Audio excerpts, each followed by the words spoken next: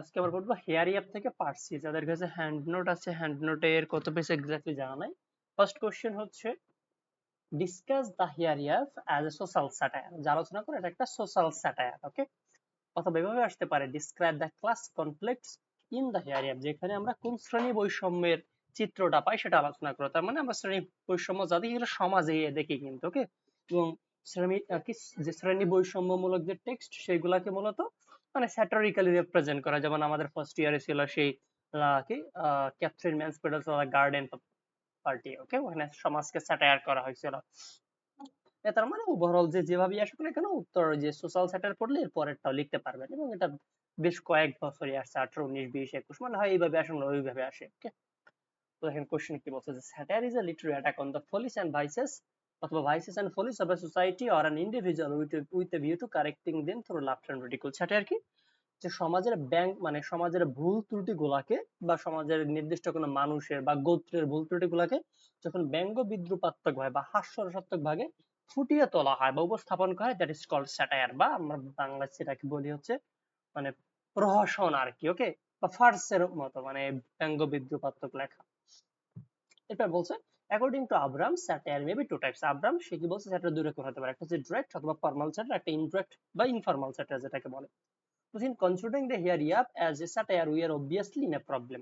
তবে হেয়ার ইয়াপকে আমরা যে স্যাটায়ার বলবো কিনা এই বিষয়ে আসলে আমরা একটা সমস্যার মধ্যে পড়ে যাই। আসলে এটা কেমন ধরনের স্যাটায়ার এটা জাজ করার ক্ষেত্রে the problem arises because no definition given by notable critics are probably applicable to it. কারণ যারা এই যে হচ্ছে স্যাটায়ারের ডেফিনেশন দিছে এরকম কোন ডেফিনেশনের দ্বারা আমরা আসলে এটাকে ওইরকম ভাবে জাজ করতে পারি না। ওকে, বা এটার ক্ষেত্রে ওরকম অ্যাপ্লিকেবল হয় না ওইরকম ভাবে। ওকে, সুতরাং বলা যায় যেটা নির্দিষ্ট কোনো ডেফিনেশন এখানে মেনটেন করেনি। যে satire is usually in a form of comedy, satire মূলত কেমন কমেডি টাইপের হয়, এন্ড প্রডিউসেস লাফটার, এবং যেখান থেকে হাস্য রস জাগ্রত হয় in the audience, but this drama does not, কিন্তু এই নাটক কিন্তু ওরকমটা হয় না, এটা একটা ট্রাজেডি টাইপের। এবং এখানে ইয়াঙ্কের পতন দেখে কিন্তু আমাদের মধ্যে হাস্যরস জাগ্রত হয় না, বরঞ্চ আমাদের মধ্যে একটা প্যাথেটিক সিন জাগ্রত হয়, মানে করুণা জাগ্রত হয়, ভয় জাগ্রত হয়। This satire is largely indirect, এই জন্য এটাকে এখানে বলা হয়েছে একটা ইনফর্মাল বা indirect satire, but still there are some direct satirical remarks about the rich upper class. তারপর এখানে সমাজের উচ্চবিত্ত শ্রেণীর লোকজনদেরকে বা তার আচার আচরণকে এখানে স্যাটারিক্যাল উপস্থাপন করা হয়েছে through the mouth of the some of the character. এখানে বেশ কিছু চরিত্রের মাধ্যমে, এই হচ্ছে ইন্ট্রোডাকশন আর কি। এরপরে বলা হয়েছে এখানে কোন কোন জিনিসগুলোকে স্যাটায়ার করা হয়েছে। আসলে ফার্স্টে কি বলছে, স্যাটারাইজিং দ্য ইন্ডাস্ট্রিয়ালাইজেশন, যে শিল্প বিপ্লবকে স্যাটায়ার করা। যে শিল্প বিপ্লব সম্পর্কে আমাদের অবশ্যই ধারণা আছে।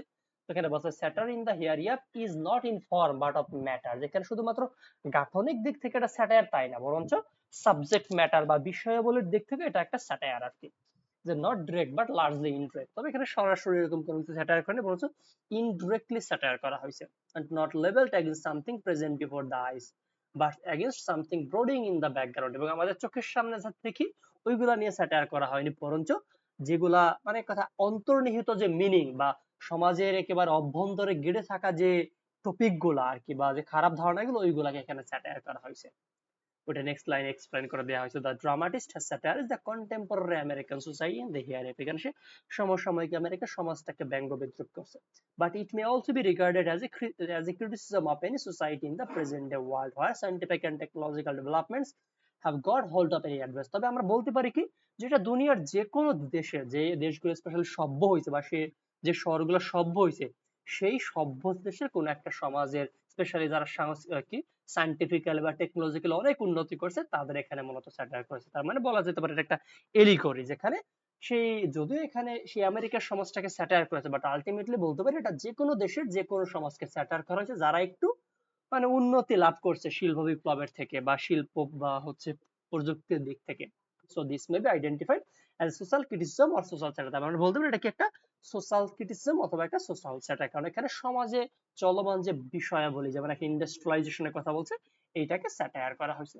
First characteristics why the here ape can be called a social satire, কারণ এখানে সমাজকে স্যাটায়ার করা হচ্ছে, সমাজের চলমান ইন্ডাস্ট্রিয়ালাইজেশনকে স্যাটায়ার করা হচ্ছে। সেটা যে কোনো সমাজ হতে পারে, সেটা বাংলাদেশি সমাজ, আমেরিকার সমাজ, ইংল্যান্ডের সমাজ, সুইজারল্যান্ড, তারপরে হচ্ছে পোল্যান্ডের বা নেদারল্যান্ডের যে কোনো দেশের এরকম একটা সমাজ হতে পারে, স্পেশালি যারা যে একটু টেকনোলজিক্যালি আপডেটেড হয়েছে। ওকে, এবং এখানে মানে অলমোস্ট এখন দুনিয়ার প্রায় সব কান্ট্রি স্পেশালি যারা এই যে যে হচ্ছে মানে আমরা আশেপাশে যাদের নাম শুনি আর কি, ওকে, তারা সবাই অন্তপক্ষে এখন টেকনোলজিক্যালি যথেষ্ট স্মার্ট হয়েছে, ওকে, ওদেরকে স্যাটায়ার করা হয়েছে এখানে তাদের শিল্প বিপ্লবের আধুনিকায়নের ফলে তারা যে কি মানবীয় দিক থেকে কতটা আসলে খারাপ হয়ে গেছে সেই জিনিসটাকে স্যাটায়ার করা হয়েছে এখানে।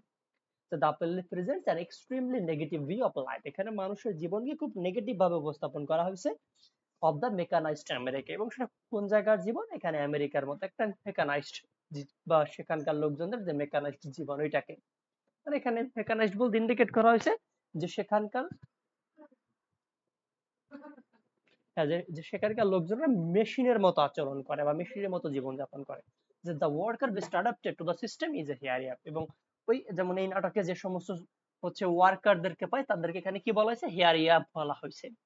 The capitalist class is even more terribly dehumanized, এবং এইখানে আমরা দেখতে পাই যারা ক্যাপিটালিস্ট ক্লাস বা ধনী টাইপের, যে তাদের অধপতনটা বা তারা আরো বেশি পরিমাণ মানুষ হয়েছে।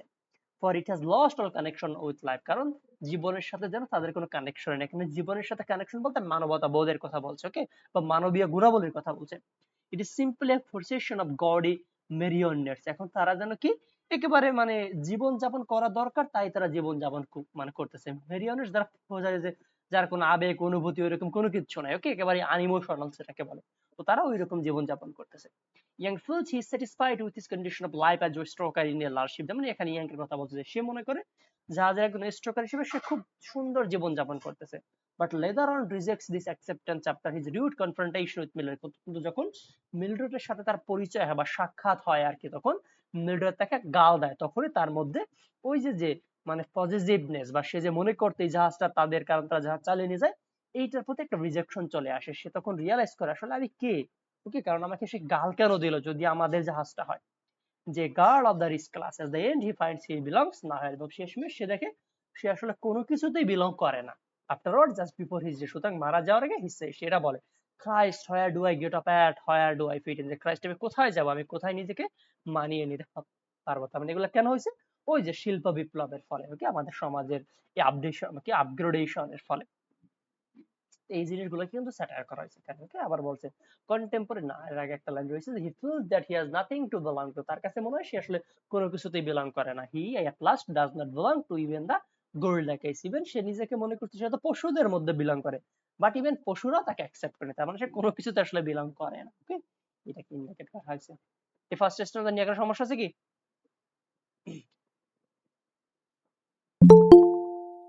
জয়েন হতে চাচ্ছে, কার সমস্যা আছে ফার্স্ট স্টেজটা নিয়ে, যে চারজন যে পাঁচজন আসছেন,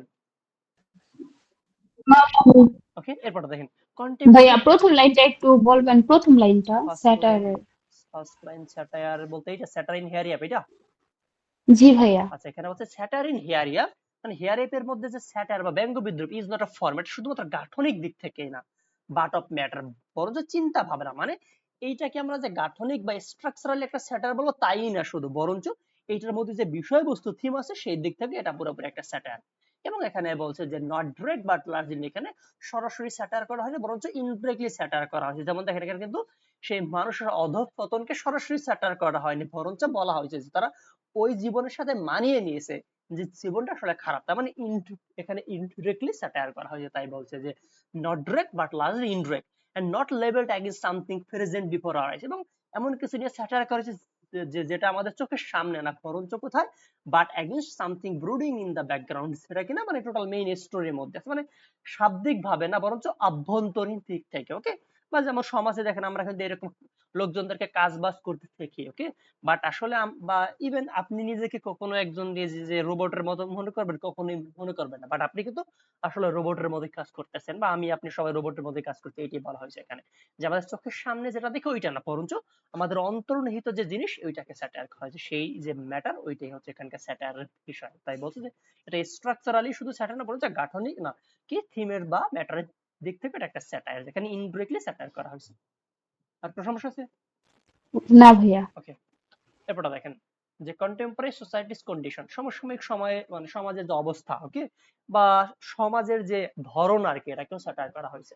যে Paddy represents an reach out of rejection of the modern mechanized civilization, যে পেরির মাধ্যমে এখানে কি এই যে আধুনিক সভ্যতা, এই যে স্পেশালি মেকানাইজড সভ্যতা, এটাকে স্যাটায়ার করা হয়েছে। কারণ কি এই যে পেরি সে জাহাজকে তখন মানে সেই সময় থেকেই থাকতো বা থেকেছে যখন জাহাজগুলো এরকম আধুনিকায়ন হয়নি, এবং তার কাছে মনে হচ্ছে আগের দিনগুলো ভালো ছিল। তো এই জন্য সে বর্তমান দিনগুলোকে রিজেক্ট করতেছে। তার মানে এটা কি, এই যে বর্তমান কন্ডিশনে আমরা সন্তুষ্ট না, সেটা এখানে ক্রেডিট চরিত্রের মাধ্যমে স্যাটায়ার করা হয়েছে। He longs for the days before the society became industrial. সে সেই সমস্ত দিনগুলোর জন্য লং করে, আকাঙ্ক্ষা করে, কখন, যখন এই সমাজ আমাদের ইন্ডাস্ট্রিয়ালাইজড হয় না বা এরকম ভাবে শিল্প বিপ্লব সমাজে আসে নাই। The days with sun warming the blood of you, যে দিনগুলো আসলে সূর্য আমাদের গায়ের মানে আমাদের গা গরম করতে, কেন সূর্য বলতে যে আমরা এক কথায় নেচারের সংস্পর্শে থাকতে পারতাম। এখন যেমন যারা কয়েল স্ট্রোকার এই যে জাহাজের, তারা কি করে সেই ইঞ্জিনের গরম তাদের গায়ে লাগে, বাট আগে সূর্যের আলো তাদের গায়ে লাগতো। তাই বলা হয়েছে sun warming the blood of you and wind over the miles of shining green ocean like a strong brings to our lungs। মানে একা সবকিছু তার নেচার সান্নিধ্যে থাকতে পারতো, সেই দিনগুলো সে আকাঙ্ক্ষা করে, কারণ সেই দিনগুলোতে সে জাহাজে কাজ করছে, সুতরাং তার কাছে মনে হচ্ছে ওই দিনগুলোই অনেক বেটার। সো সে এগুলো লং করে চায়, ওকে, পেতে চায়।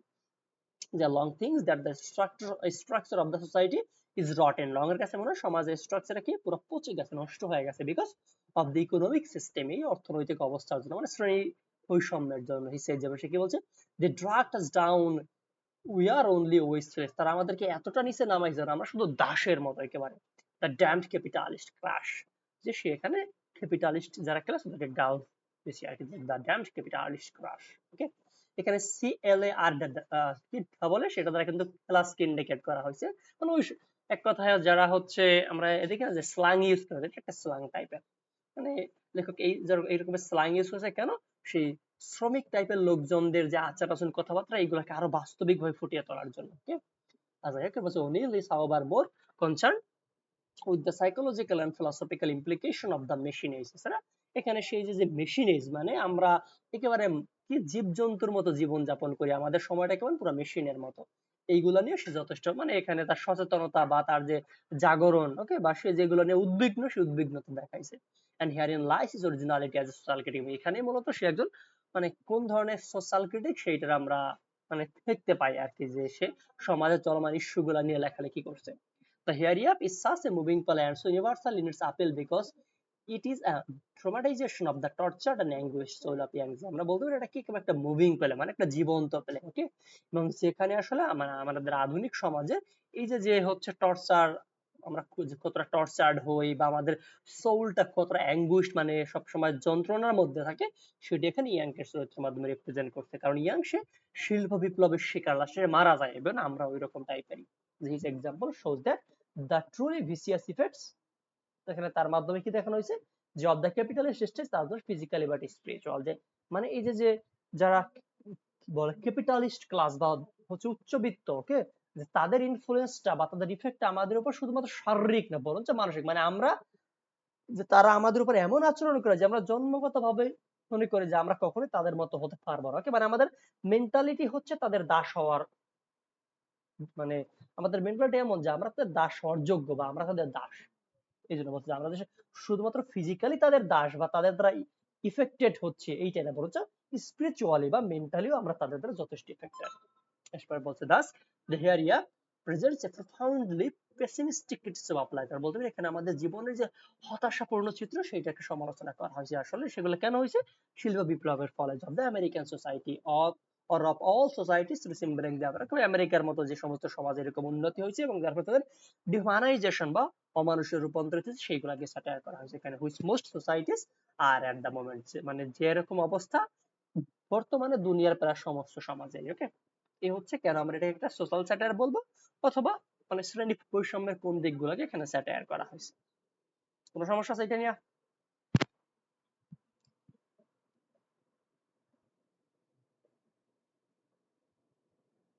আচ্ছা, বোধ হয় নাই, তাহলে আমরা নেক্সটে যাচ্ছি।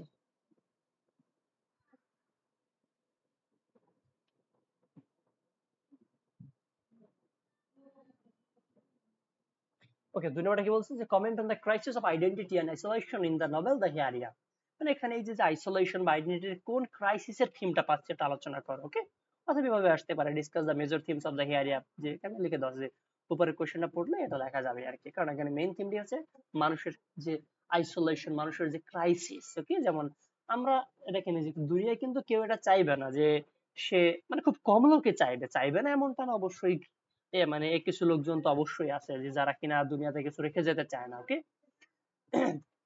সুতরাং আমরা যারা জেনারেল লোকজন আছে সবাই চাই যে আমাদের কিছু একটা থাকুক, হোক সেটা কোনো সন্তান অথবা আমাদের কোনো মানে কাজ অথবা কোনো ইভেন্ট, যে কোনো কিছু একটা আমরা রেখে যেতে, মানে আমাদের স্মৃতিচিহ্ন রেখে যেতে চাই এখানে, ওকে।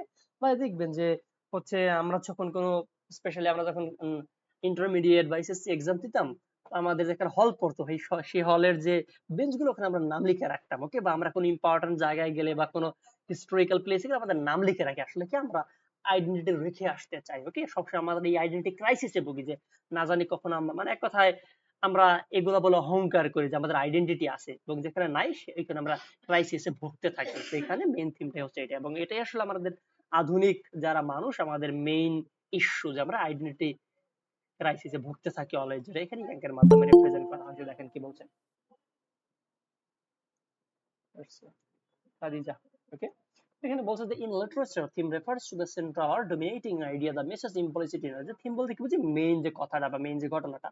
O'Neill is a great dramatist and has treated a good variety of themes in the hereafter. এখানে সে অনেকগুলো থিম নিয়ে লেখালেখি করছে।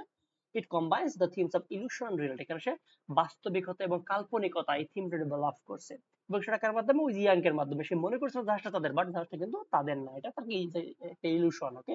বাট বাস্তবিকতাটা ভিন্ন। আমরা কি এলিনেশন এন্ড কোয়েস্ট পার্টিতে মানুষ সবসময় কি তারা এলিনেটেড, মানে সবকিছু থেকে চ্যুত থাকতে চায়, ওকে। এবং তারা আইডেন্টিটি খোঁজে সব সময়। ডিসইন্টিগ্রেশন অফ সিভিলাইজেশন, সভ্যতার এই যে বিভেদ, মানে আমরা সবাই আলাদা থাকতে চাই, ওকে। যেমন আগে সমাজগুলো ছিল কি যৌথ ফ্যামিলি, বাট এখন সবাই কি একক পরিবার। এরপর কি disintegration of the human psyche, আমাদের চিন্তা চেতনা অনেক ভিন্নতা চলে আসছে। And regression of the humans by industry, এবং শিল্প বিপ্লবের ফলে আমাদের যে অধপতন হয়েছে, এগুলো এখানকার মেইন থিম। এবার দেখি যে সেই থিমগুলো কিভাবে এখানে ডেভেলপ করা হয়েছে।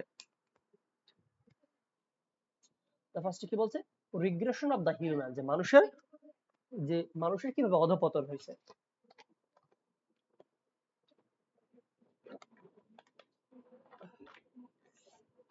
ওকে, তো বলছে যে Yank the protagonist of the drama seems to be imbued rather romantically with the ideal of modern civilization। মানে এখানে কি বলছে, ইয়াং এই ড্রামার প্রোটাগনিস্ট সে কি সিমস টু বি ইমবিউড, মানে সে যে অবস্থা সেই অবস্থা নিয়ে পুরোপুরি মানে নিমগ্ন একেবারে। rather romantically with the ideal of modern civilization, মানে কোনটা নিয়ে একেবারে, এই যে আধুনিক সভ্যতা আর কি, ওকে। বা এক কথা আমাদের যে মেশিনের মতো সভ্যতা, এইটা নিয়ে সে একটা রোমান্টিক বা একটা রোমান্টিক ধারণার মধ্যে আছে, মানে ওইটার মধ্যে পুরোপুরি নিমগ্ন আর কি। He has too much respect for it, এটা থেকে সে যথেষ্ট সম্মান করে, কারণ ওদের সম্পর্কে তার তো ধারণাই নাই, ওকে। সে জাহাজে কাজ করে মানে সভ্য কি হচ্ছে, যখন জাস্ট আধুনিকায়ন হয়েছে সেই সময় থেকে, এই জন্য সে জাস্ট এইটা জানে এবং মনে করে এটাই আসলে ভালো। Then his feelings, emotion, and ideas are largely influenced by it. The resounding theme of the drama is the regression of the man by industrialization. তো এই নাটকের মেইন থিম কি, মানুষের মানে শিল্প বিপ্লবের ফলে মানুষের অধঃপতন, এটা regression and technological progress. The stoker are programmed to do one task, যেমন এখানে যারা কয়লার খনিতে কাজ করে তারা একটা কাজ করার জন্য তাদেরকে রাখা হয়েছে, ওকে।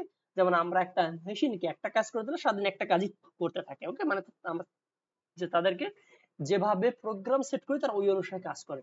এখানে কয়লার মানে কয়লায় সরি কি যারা কয়লা দেয় তাদের একটা কাজ, তার মানে এখানে তাদের দেখেন অবস্থা মেশিনের মতো। and not required to think independently, এবং তারা স্বাধীনভাবে চিন্তা চেতনা করতে পারে, তাদেরকে যা বলা হয় তারা তাই করতে বাধ্য হয়। Their machine like behavior in war has turned them into a state of Neanderthal or applied state। এই যে তারা মেশিনের মতো আচরণ করে, এরপর তারা এমন একটা অবস্থায় রূপান্তরিত হয়েছে সেটাকে বলা হয় কি নিয়ান্ডারথাল অথবা অ্যাপ্লাইড, মানে একেবারে কি পশুর মতো বা হচ্ছে বানরের মতো যে জীবন যাপন, আর এক কথায় সহজ বললে যে পশুর মতো যে জীবন যাপন। This is made clear by O'Neill's pointing aspect, এবং সেটা এখানে সেই ওনেল হেডিকে রিপ্রেজেন্ট করার মাধ্যমে, মানে হেডিকে মানকি বলে সম্বোধন করার মাধ্যমে সেটা বোঝাইছে যে his face is extremely monkey like with all the sad patient pathos of that animal in his small eyes। মানে তাকে দেখতে মনে হয় কি যে একটা মানে ছোটখাটো পশুর মতো, তার ছোট ছোট চোখগুলা দেখে মনে হয় যে তাকে দেখতে লাগে একটা বানরের মতো, ঠিক আছে। তার মানে শিল্প বিপ্লবের ফলে মানুষের কিছু অধঃপতন হয়েছে, তারা এখন যন্ত্রের মতো বা পশুর মতো যা বলা হয় তাই তারা করে। যেমন এখানে যে তাদেরকে দিয়ে একটা কাজ করানো হয়, সে একটা কাজই তারা কন্টিনিউয়াসলি করে, মানে তাদের কাজই হচ্ছে সেই জাহাজের ফার্নিশ সেখানে কয়লা দেওয়া। এই হচ্ছে শিল্প বিপ্লবের ফলে আমাদের যে রিগ্রেশন বা অধঃপতনটা হয়েছে, একটা থিম কিন্তু রিগ্রেশন অফ দ্য হিউম্যানস। এরপর কি আছে, ক্লাস কনসিয়াসনেস বা শ্রেণী বৈষম্য। The second major themes of this play is the frustration or class consciousness, যেখানে শ্রেণী বৈষম্যের থিমটাও আছে, যে মিলড্রেড আর Yank are representative of highest and lowest societal class. এখানে মিলড্রেড আর ইয়াং কি সমাজের দুইটা শ্রেণীকে রিপ্রেজেন্ট করে, হাইয়েস্ট ক্লাস আর লোয়েস্ট ক্লাস।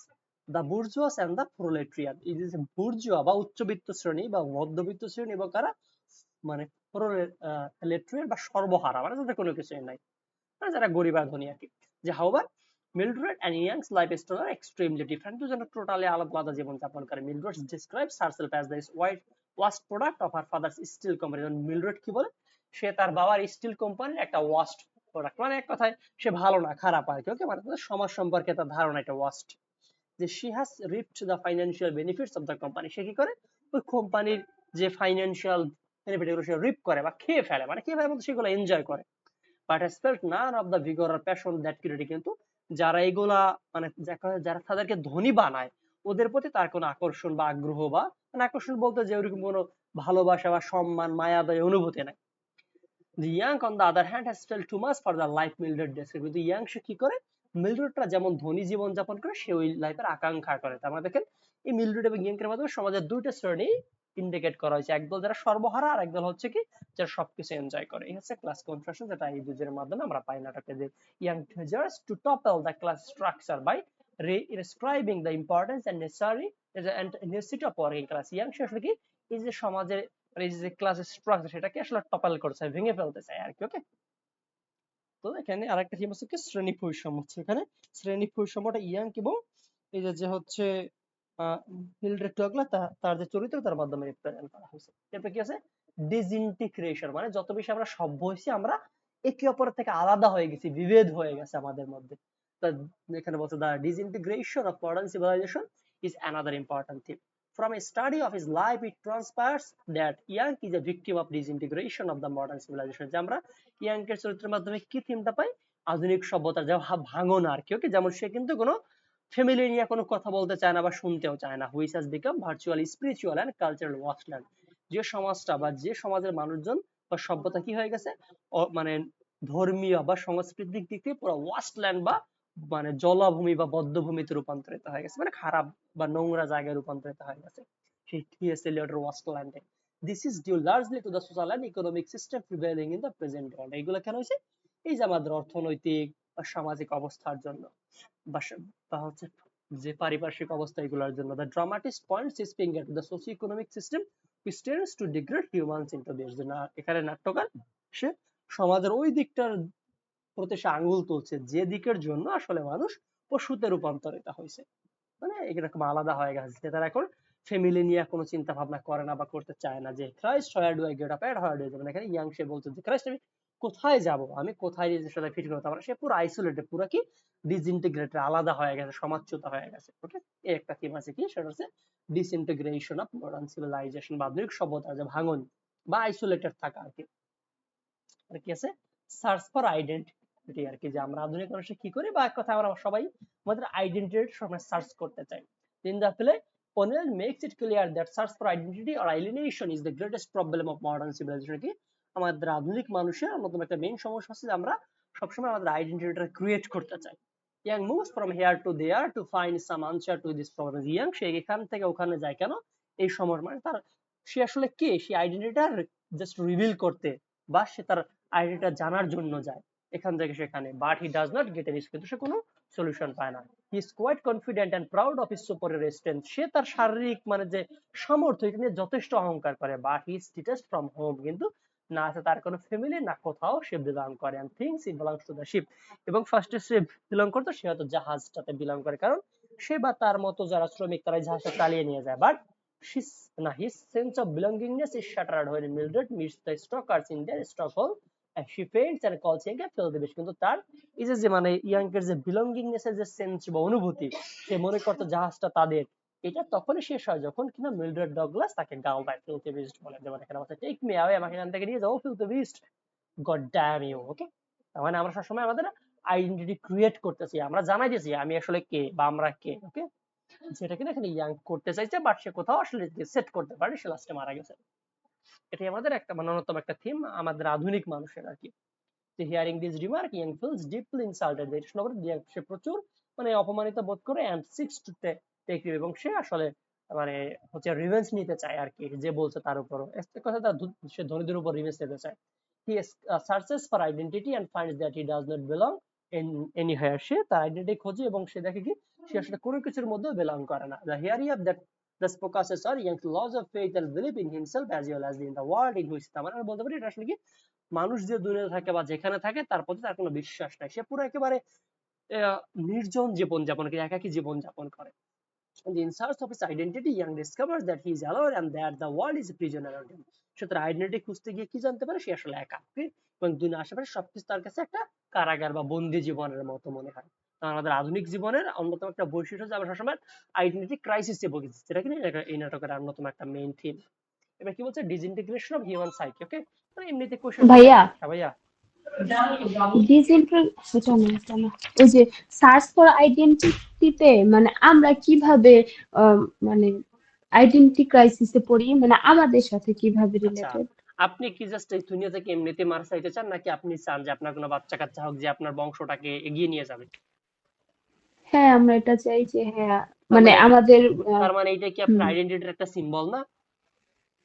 হ্যাঁ তার মানে এইরকমই যে আমরা সবাই আমাদের আইডেন্টিটি রেখে যেতে চাই, অথবা ওই যে যেমন উদাহরণস্বরূপ আমি বললাম যে আমরা যখন কোনো হিস্টোরিক্যাল প্লেসে যাই আমরা সেখানে আমাদের নাম লিখে রাখি, মানে আমরা চাই আমাদের ওখানে একটা আইডেন্টিটি থাকুক, আমরা নেক্সট টাইম এসে এটা বলতে পারি যে হ্যাঁ এখানে আমরা আসছিলাম। ওকে, এই আমাদের আইডেন্টি, সবসময় আমরা এটা ক্রিয়েট করতে চাই, যখন না পাই তখনই আমরা মানে এই যে ক্রাইসিস ভুগতে আরম্ভ করি, যেমনটা এই যে যে হচ্ছে নাম কি ইয়াং, সে ওইরকম ভুগছে। বা সাপোজ আমাদের কোনো ঘর বাড়ি নাই, তো এটা কি আমাদের একটা ইনসিকিউর লাইফ, তার মানে আমরা একটা এমন কিছু চাই মানে সেখানে আমরা আমাদের আইডেন্টিটি ক্রিয়েট করতে পারবো, বা এক কথা আমরা একটা সিকিউর প্লেস পাবো, এই জন্য আমরা ঘর বাড়ি বানাই, ফ্যামিলি বানাই, এগুলোই আমাদের আইডেন্টিটির সিম্বল, বুঝছেন? বাট বুঝতে পারছি। ইয়াংকের এখানে কোনো কিছুই নাই। আচ্ছা, এরপর কি বলছে, ডিসইন্টিগ্রেশন অফ হিউম্যান সাইকি, আমাদের মন মানসিকতার মধ্যে একটা পরিবর্তন চলে আসছে।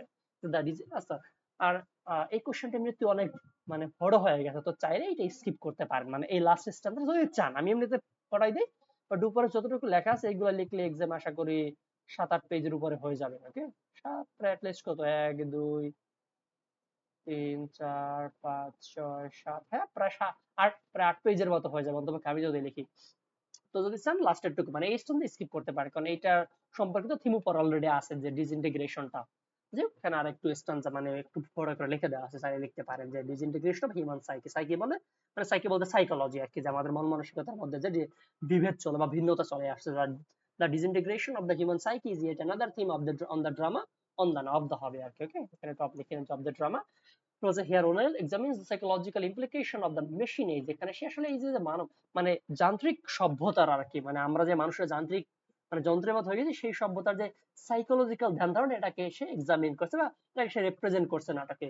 In the drama young is trying to know his position, মানে ইয়াং তার অবস্থান সম্পর্কে জানতে চায়, in pursuit of the answer to this problem, এবং সে এই সমস্যার সমাধান জানতে গিয়ে হি রিসিভস ব্লাউজের, সে সবসময় অপমানিত হয়, সবসময় এখান থেকে মানে এইখানে গেছে সেখান থেকে তাকে তাড়িয়ে দিতে, আবার অন্য জায়গায় গেছে সেখান থেকে তাকে তাড়িয়ে দেওয়া হয়েছে, মানে সবসময় তাকে ব্লক করা হয়েছে। The real danger of to modern civilization is the stupidity and timidity of the ruling class, আসলে আমাদের আধুনিক সভ্যতার বা আমরা যারা স্পেশালি নিম্ন শ্রেণীর লোকজন আছি, আমাদের মেইন সমস্যাটা কোথায়, যে আমরা উচ্চ শ্রেণী যারা ওদেরকে সবসময় ভয় পাই। ওকে, এক কথা আমরা কাপুরুষ টাইপের। There lies the real drama of this play, এখানে মূলত আমাদের হচ্ছে মানে এই নাটকের মেইন থিমটা, যে আমরা বড় হই ওই রকম ভাবে যে চাকরের ছেলে চাকর, ওকে ডাক্তারের ছেলে হচ্ছে ডাক্তার হবে, বা হচ্ছে একজন পলিটিশিয়ানের ছেলে পলিটিশিয়ান হবে, এটি আমাদের psychology. Yank is the symbol of deep protest against the whole structure of modern civilisation, তো ইয়াংকের মাধ্যমে এই আধুনিক সভ্যতার যে মানে এক কথায় যে স্ট্রাকচার এটা এগেইনস্টে সে বিদ্রোহ করছে, বা এটার মাধ্যমে মানে তার মাধ্যমে এই সভ্যতার এগেইনস্টে একটা হচ্ছে বিদ্রোহের ডাক দেওয়া হয়েছে আর কি, যে this play is not a protest against low wages and unemployment, এটা একটা কিন্তু যে বেকার সমস্যা বা অল্প টাকা পয়সা দেয়া মানে শ্রমিকদের সেই ন্যায্য মূল্য না দেয়া, এটা নিয়ে কিন্তু এখানে আসলে ওরকম ভাবে লেখা হয়নি, বরঞ্চ it is a condemnation of the whole structure of machine civilisation, যে আমরা এই যে মেশিনের মতো যে সভ্যতায় বসবাস করছি সেই সভ্যতার যে গাঠনিক অবস্থা আছে সেটাকে আসলে এখানে হেয় করা হয়েছে। ওকে, আরেক কথা আমাদের মন মানসিকতা সবসময় নিচু থাকে, যে আমরা উচ্চবিত্তদের জাস্ট দাসের রূপান্তরিত হব। এই যে যে আমাদের বিভেদ বা ভিন্নতা, ওকে, বা আমাদের সাইকোলজির যে অধপতন, এটা হচ্ছে আরেকটা theme. Das we see the several themes are found in তারপর বলতে এখানে অনেকগুলো থিম আছে the here of the dramatist has skillfully handled this work of combining different themes into a unified whole নাটকের এখানে সেই বিভিন্ন থিমকে একযোগে এই নাটকে ভালোমতো উপস্থাপন করতে সক্ষম হচ্ছে এই হচ্ছে যে থিমগুলো আমরা পাই এখানে কোনো সমস্যা আছে এটা নিয়ে 2 নম্বরটা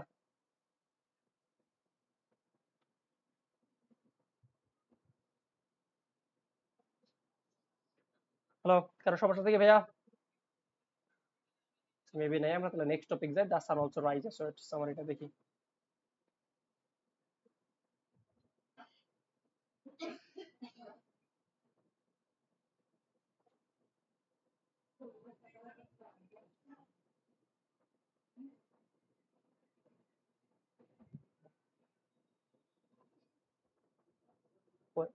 সরি এটার মধ্যে দিতেছিলাম ওটা খেয়ালই নাই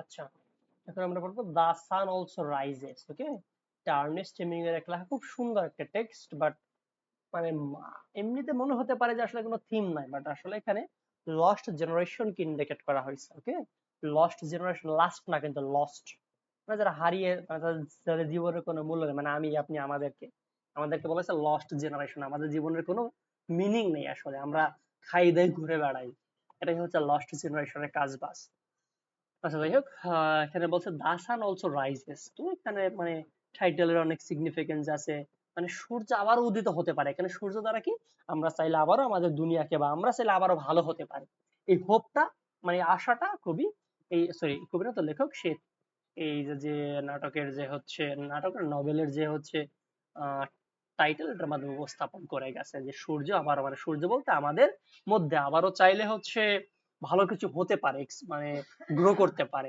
আবার একই সাথে এই নাটকের যে মেইন ক্যারেক্টার আর কি সে একজন নপুংসক ব্যক্তি ওকে সুতরাং তার মধ্যে চাইলেও পৌরুষত্ব জাগ্রত হতে পারে এটাকে ইন্ডিকেট করা হয় যাই হোক আমরা দেখি এটাকে লিখছে আর্নেস্ট হেমিংওয়ে একজন আমেরিকান খুব এই যে স্পেশালি হচ্ছে আধুনিক এজের খুব প্রভাবশালী একজন নভেলিস্ট তার অনেক ফেমাস বেশ কিছু টেক্সট আছে লাইক আস হচ্ছে কি the Sun Also Rises the old man and the Sea এরপরে হচ্ছে ফেয়ারওয়েল টু আর্মস ইত্যাদি ইত্যাদি খুব ফেমাস ওনার একটা টেক্সট মাস্টার্স আছে সেটা হচ্ছে কি দা সান অলসো না এটা হচ্ছে the old man and the sea যাই হোক এখানে বলছে Ernest Miller Hemingway was born in July 21st 1899 okay যে 1899 সালে জন্মগ্রহণ করছে কোথায় ওক পার্কে ওনার একটা টেক্সট আমরা ফার্স্ট ইয়ার পড়ছেন ক্যাট ইন দ্য রেইন অনেক গভীর মানে ওনার নাটকের ওনার টেক্সটে খুব গভীর থিম থাকে এই জন্য মানে আমার অন্যতম ফেভারিট লেখক হচ্ছে উনি যে ওনার যে কোনো কিছু হোক না কেন সবকিছু অনেক গভীর গভীর থিম থাকে যাই হোক এরপর হচ্ছে কোথায় Illinois in USA and died in July 1962 USA এক কথা সে একজন আমেরিকান লেখক আছে মেইন কথা he was an American novelist short story writer and journalist এবং এই আর্নেস্ট হেমিংওয়ে উনি কিন্তু আসলে ওনার জীবনটা বৈচিত্র্যময় একেবারে উনি কখনো হচ্ছে আহ ঘর গৃহস্থালির কাজ বাজ করছে মানে থালা বাসন মাজছে এর পরবর্তী কখনো সংবাদপত্র বিক্রি করছে কখনো সংবাদপত্রে লেখালেখি করছে কখনো ব্যবসা করতে চাইছে এবং আলটিমেটলি উনি দেখছে যে না এগুলা কোনো কিছুই করে আসলে আমি সাকসেসফুল হতে পারতেছি না এরপরে হচ্ছে উনি লাস্টে মানে লেখালেখিতে আসছে আর কি অনেকটা রবার্ট ফ্রস্টের মতো যাই হোক বলছে he was chiefly known for his iceberg theory তাই আইসবার্গ থিওরির জন্য খুব বেশি ফেমাস এটা একটা হচ্ছে অ্যানালাইটিক্যাল থিওরি আপনাদের এগুলো নাই না জানলে চলবে যে which had a strong influence on 20th century fiction the Hemingway he produced most of his works between the 1920 and the mid 1950 and he was awarded the Nobel Prize in Literature 1950 তাকে তার special ওই যে the old man and the sea ওই নোবেলটার জন্য 1954 সালে ইংরেজি সাহিত্যে Nobel পুরস্কার দেওয়া হয় he published 7 novels 6 short story collection and 2 non-fiction works 3 of his novels 4 short story collection and 3 non-fiction works are published posthumously যেগুলো সে মারা যাওয়ার পরে পাবলিশ করা হয় many of his works are considered classics of American literature এবং তার অনেকগুলো সাহিত্যকর্মকে American সাহিত্যে ক্লাসিক্স মানে উল্লেখযোগ্য বা ধ্রুপদী সাহিত্য বলা হয় আর কি ওকে এই হচ্ছে আর্নেস্ট হেমিংওয়ে সম্পর্কে ইনফরমেশন বা এখানে কোন কোন চরিত্রাবলী আছে ফার্স্টে কি বলছে জেক বার্নেস কে দ্য ন্যারেটর প্রোটাগনিস্ট সে এখানকার main character Jake is an American veteran of World War সে ফার্স্ট ওয়ার্ল্ড ওয়ারে অংশগ্রহণ করেছিল এবং যার ফলে তার একটা শারীরিক মানে অঙ্গহানি হয় আর কি। ওকে, এবং সেই পরবর্তীতে একজন ভেটেরান মানে ভবঘুরের মতো জাস্ট জীবন যাপন করে। যে working as a journalist in Paris where he and his friends engage in an endless round of drinking and parties, এবং তারা সবসময় কি পার্টি করে। মানে এবার যে হচ্ছে মুভিটা অস্কার পাইছে অনোরা মুভিটা আর কি, অনেকটা ওইরকম টাইপের যে হিজ ইম্পর্টেন্ট। ওকে, এবং তার এবং এই যে ইম্পর্টেন্সি আর কি জ্যাক বার্নেস, এটা নিয়ে কিন্তু আমরা তোমার মেইন ঘটনা বলি আর কি। এবং সে কি ফিজিক্যালি ইম্পর্টেন্ট, মানে যুদ্ধ সংঘর্ষে সে তার পৌরুষত্বটা হারিয়ে ফেলছে। এটা হচ্ছে জ্যাক বার্নেস। এরপর কি লেডি ব্রেট অ্যাশলি, সে হচ্ছে এখানে মহিলা চরিত্র এবং সে মানে এই এই নাটকের যারা পুরুষ চরিত্র আছে সবার সাথে সে আসলে ফিজিক্যালি ইউনাইটেড হয়েছে, মানে সে খুব খারাপ টাইপের একজন কি বলে উইমেন, এবং তার মাধ্যমে আধুনিক সমাজের যারা খারাপ টাইপের মহিলা ওদেরকে রিপ্রেজেন্ট করা হয়েছে। যে beautiful British socialite who drinks heavily as the novel begins, Brit is separated from her husband and awaiting a divorce. Though she loves Jake, she is unwilling to commit to a relationship with him because Jake is important. যদিও সে জ্যাককে প্রচুর ভালোবাসে কিন্তু জ্যাকের সাথে সে কোনো স্থায়ী সম্পর্কে জড়াইতে চায় না, কারণ কি জ্যাকের ওই শারীরিক অসুস্থতার জন্য, ইম্পর্টেন্সের জন্য। এরপর কি বলছে রবার্ট কন, সে কি জ্যাকের একজন ফ্রেন্ড। যে এ ওয়েলদি আমেরিকান ওই কি writer living in Paris, Cohn had no direct experience of warfare, মানে যুদ্ধ সম্পর্কে তার কোনো অভিজ্ঞতা নাই আর কি। As a Jew and a non veteran, Cohn is a convenient target for the cruel and petty antagonism of Jake restaurant. মানে এক কথায় হচ্ছে যে রবার্ট কন সে জ্যাক এবং তার মানে জ্যাকের একজন ফ্রেন্ড হয় সম্পর্কে, এখানে তার সম্পর্কে আর বেশি না জানলে চলবে। এরপর আছে বিল গর্টন, এও জ্যাকের একজন ফ্রেন্ড। এরপর কি আছে মাইক ক্যাম্বেলকে এ হচ্ছে লেডি ব্রেট অ্যাশলিকে বিয়ে করতে চায়, বা যার সাথে যার মানে ওনার বিয়ে হওয়ার কথা। ওকে, এরপর হচ্ছে পেড্রো রোমেরো, এটা কি ইম্পর্টেন্ট চরিত্র। পেড্রো রোমেরোকে a beautiful 19-year-old bullfighter, সে 19 বছর বয়সে একজন বুল ফাইটার। আপনারা তো জানেন যে স্পেনে ষাঁড়ের লড়াই হয়, ওকে, খুব ফেমাস এটা।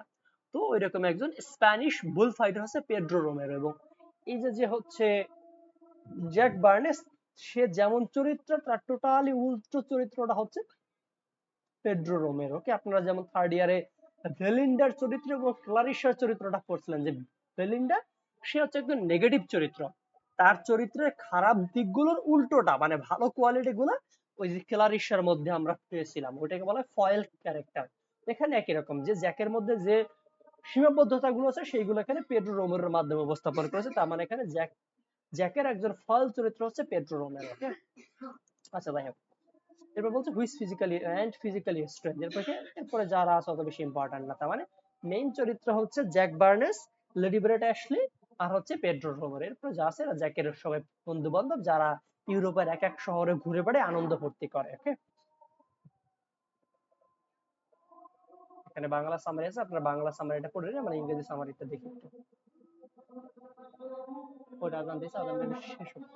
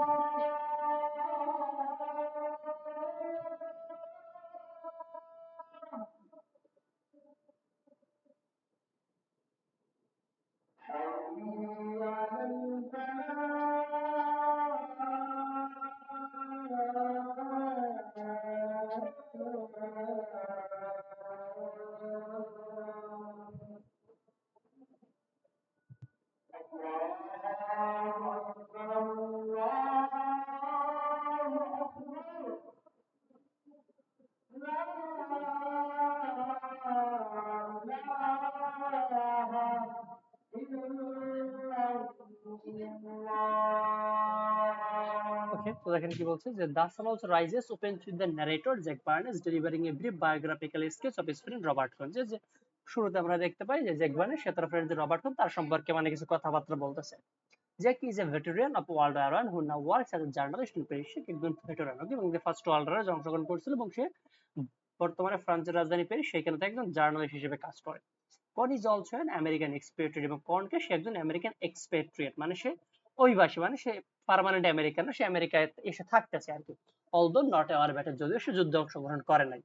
হি is a rich Jewish writer, সে কি একজন ধনী ইহুদি লেখক। Who lives in Paris with his forceful and controlling girlfriend Frances Cline, okay, এবং যে কিনা তার মানে গার্লফ্রেন্ডের সাথে থাকে ফ্রান্সে। অন নাইট, একদিন রাতে, যে পিকস আপ এ গার্ল জর্জেটটি, যে একজন প্রস্টিটিউট আর কি, and turns down her sensual sexual adventures explaining he is sick, okay, এবং সে মানে এক কথায় এখান থেকে আমরা মেইনলি জানতে পারি যে সে হচ্ছে ফিজিক্যালি সিক, ওকে, মানে সে যুদ্ধ অংশ করে তার যে ফিজিক্যাল এবিলিটি সে লস্ট করে ফেলছে। After that Jack sees her ex girlfriend Lady Brett Ashley, পরবর্তী জ্যাকের সাথে তার যে ex girlfriend Lady Brett Ashley তার সাক্ষাৎ হয়। এক্স গার্লফ্রেন্ড কিভাবে? জ্যাক সে যখন যুদ্ধ অংশগ্রহণ করেছিল তখন সে অসুস্থ হয়ে পড়ে, সেই সময় লেডি ব্রেড অ্যাশলি তাকে দেখভাল করে সুস্থ করে তুলেছিল, ওকে। সেই সময় তার সাথে লেডি ব্রেডের সাক্ষাৎ এবং তাদের মধ্যে একটা ভালোবাসার সম্পর্ক হয়। Advances towards her to make an intimacy, এবং জ্যাক চেষ্টা করে লেডি ব্রেডের সাথে মানে আবার সম্পর্কটা তৈরি করার জন্য। British a free spirited and independent women, কিন্তু সে পুরো স্বাধীন চেতা একজন মহিলা। She and Jack met in England during world war, তাদের ইংল্যান্ডে দেখা হয়েছিল ফার্স্ট ওয়ার্ল্ড ওয়ারের সময়। When Brett treated Jack for a world war, যখন জ্যাক অসুস্থ হয়ে পড়ে তখন যে জ্যাককে ব্রেড সে দেখভাল করেছিল বা মানে শুশ্রূষা করেছিল আর কি। During Jack and Brett's conversation it is sharply implied that Jack's injury tendered him important. তো এবং তাদের কথোপকথনে আমরা জানতে পারি যে জ্যাক এখন ইম্পর্টেন্ট হয়ে গেছে। Although Brett loves Jack, যদিও ব্রেট জ্যাককে ভালোবাসে, she declares that she is unwilling to give up sex and that for this reason she will not commit to a relationship with him। কিন্তু যখন কিনা এই যে জ্যাক ব্রেটকে মানে প্রপোজাল দেয়, কিন্তু এই যে হচ্ছে ব্রেট বলে যে না, আমি এক কথায় আমার যে ফিজিক্যাল এবিলিটি আমি এটাকে মানে কোনোভাবে গিভ আপ বা ত্যাগ করতে পারবো না, সুতরাং আমি তোমার সাথে কোনো পার্মানেন্ট রিলেশনে মানে রিলেশনশিপে যেতে পারবো না। But Jack can not forget the days which he had spent with Brett, কিন্তু জ্যাক সাথে অতীতের দিনগুলো ভুলতে পারে না যখন সে এবং ব্রেট মানে সেই সময়গুলো কাটাইছে আর কি। এক কথায় যখন ব্রেট সে হচ্ছে সেই জ্যাকের শুশ্রূষা করে যুদ্ধক্ষেত্রে বসে সেইগুলো তার মানে সে অতীতের কথাবার্তাগুলো তার মনে পড়ে। So he makes plans to see her tomorrow, সুতরাং মানে তারা নেক্সট ডে আবার হচ্ছে দেখা করার এরকম একটা সিদ্ধান্ত নেয় বা পরিকল্পনা করে। In his bed he ক্রাইস when thinking about Brett, এবং জ্যাক সে কি করে পরবর্তীতে আমরা দেখতে পাই যে সে মানে তার বেডে বসে বা এক কথায় সে ব্রেটের কথা মনে করে তার মন খারাপ হচ্ছিল। দ্য নেক্সট মর্নিং, পরের দিন সকালে, Jack and Cohn have lunch, মানে জ্যাক এবং কন তারা একসাথে লাঞ্চে যায়। Jack informs Cohn that Brett is going to marry Mike Campbell, এবং জ্যাক সে কন ব্রেটকে কি বলে যে হচ্ছে না সরি জ্যাক সে কনকে মানে তার যে ফ্রেন্ড কন ছিল আর কি রবার্ট কন তাকে বলে যে ব্রেট সে আমাকে বিয়ে করবে না, সে নাকি মাইক ক্যাম্পবেল নামের এক ভদ্রলোককে বিয়ে করতে যাচ্ছে। Heavy drinking Scottish war veteran, যে কিনা স্কটল্যান্ডের ব্যক্তি এবং যে ফার্স্ট ওয়ার্ল্ড অংশগ্রহণ করেছিল। তার মানে আমরা এতটুকু থেকে জানতে পারলাম যে জ্যাক এবং হচ্ছে হ্যাঁ যে জ্যাক এবং তার আর অনেক বন্ধু বান্ধব বর্তমানে প্যারিসে আছে, এবং জ্যাক সে একজন ওয়ার ভেটেরান ফার্স্ট ওয়ার্ল্ড অংশগ্রহণ করেছিল এবং হচ্ছে তার সাথে লেডি ব্রেড অ্যাশলির অনেকদিন পরে সাক্ষাৎ হয়, এবং জ্যাক এবং লেডি ব্রেড অ্যাশলির মধ্যে একটা ভালো সম্পর্ক ছিল। যখন কিনা জ্যাক যুদ্ধক্ষেত্রে অংশ করে একটু অসুস্থ হয়ে পড়ে তখন লেডি ব্রেড অ্যাশলি তাকে যে চিকিৎসকরা সুস্থ করতেছিল, তো জ্যাক চায় সম্পর্কটা আবার স্থায়ী করতে, বাট লেডি ব্রেড অ্যাশলি সে বলে যে না, আমি মানে যেহেতু ফিজিক্যালি ইম্পর্টেন্ট হয়ে গেছে সুতরাং আমি চাই না তোমার সাথে পার্মানেন্ট বা এরকম এক কথায় বিয়ের সম্পর্কে আমি তোমার সাথে জড়াইতে চাচ্ছি না আর কি, ওকে। এবং এর পরবর্তীতে জ্যাক এবং কন তারা একটা হচ্ছে লাঞ্চে যায়, এবং জ্যাক সে তার ফ্রেন্ড কনের কাছে বলে যে লেডি ব্রেড অ্যাশলি সে আমাকে বিয়ে করবে না, বরঞ্চ সে মাইক ক্যাম্পবেল নামের একজন অনেক খারাপ, যে কি একজন মাতালকে সে বিয়ে করতে চায়। আজকে তোর কাছে নেক্সট ক্লাস আগামীকালকে, আগামীকালকে আমরা এরপর থেকে শুরু করবো।